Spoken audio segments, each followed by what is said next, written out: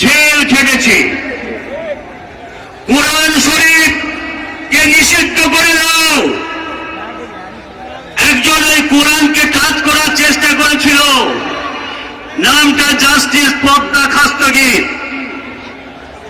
Supreme কোর্টে যেতে পারেনি, রাস্তায় ঠিক হতে বেরোতে পারেনি। হাদিস শরীফ 1987 সাল একজন বিচারপতি ভগবতী বন্দ্যোপাধ্যায় হাদিস হাজার